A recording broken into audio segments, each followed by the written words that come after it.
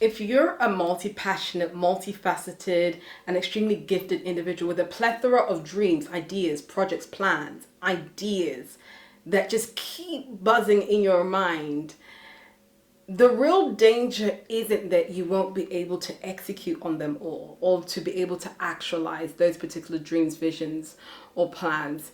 It's more so you run the risk of spreading yourself so thin that you never actually take root. In each season of life, there is that one focus that will propel you and move you forward extremely fast.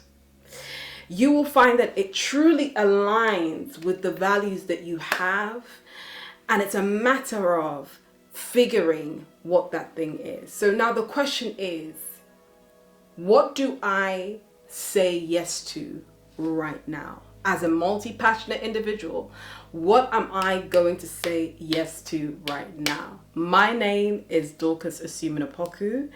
I am a lover and I am a therapist. And in this episode of How to Die Empty, we're going to explore the seasonal method of focus.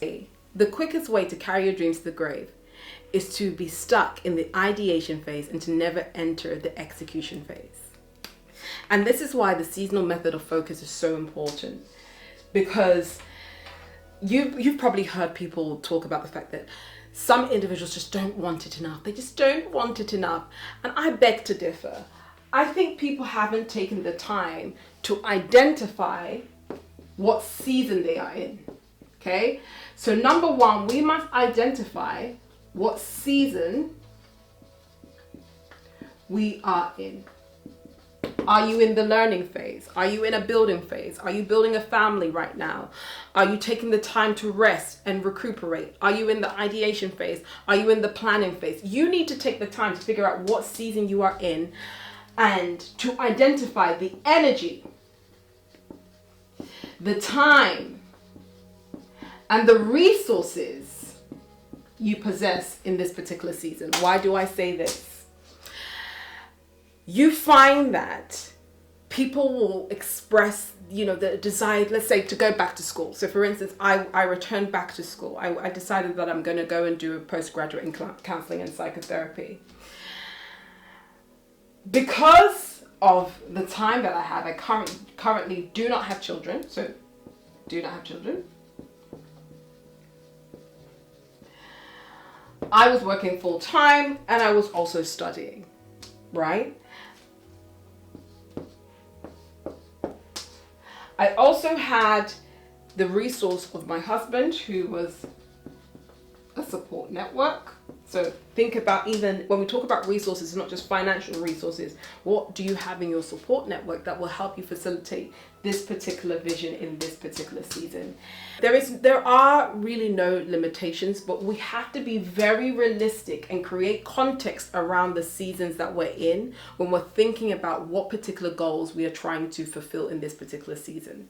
Secondly, you want to figure out what your greatest return of investment is in this particular season. You want to set one core focus. So as multi-passionate individuals, I'm not saying that we bury everything to the ground, but I want us to begin to think, what can we set one core focus on? And that could be income. That could be skill development, growth. It could be network. It could be the prioritization of your joy, the nurturing of your children. So for example, last year, as I said, I decided that I was going to go back to school to study counseling and psychotherapy.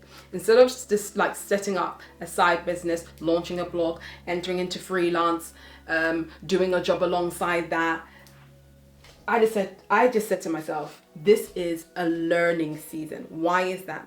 If I'm able to get my qualification and become accredited, that means I have developed skill mastery, future earning potential.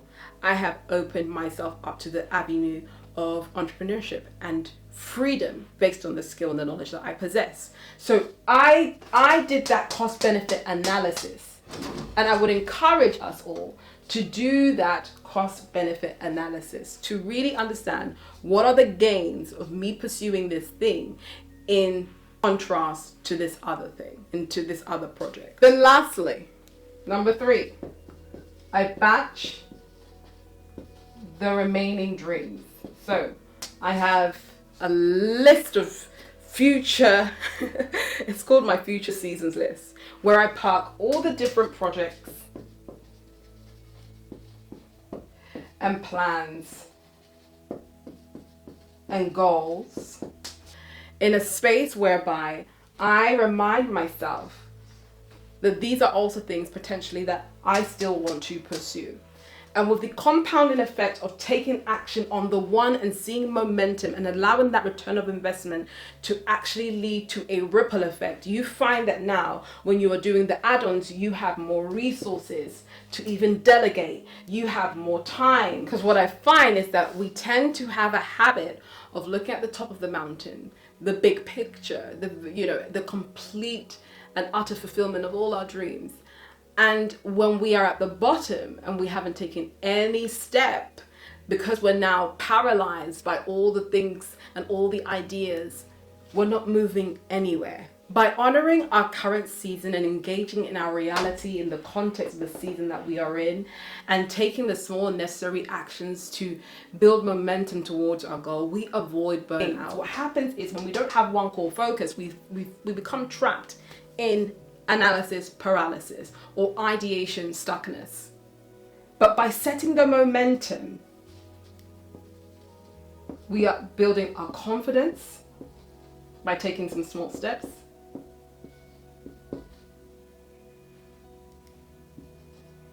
And motivation.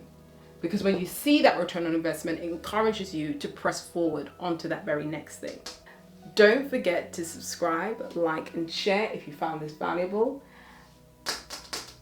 And comment below, what are you focusing on in this particular season?